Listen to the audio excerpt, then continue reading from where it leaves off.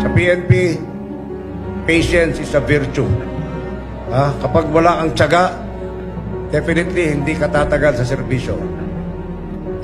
It is a very long journey towards retirement or death, whichever comes first. You learn to live without fear. Go through such pain and suffering without complaining. Learn to appreciate the beauty of the common things around you. Serve the lowliest and the poorest without counting its cost nor asking for a return. Glad to be alive and unafraid to die. Perhaps then you are geared towards the real meaning of the word service.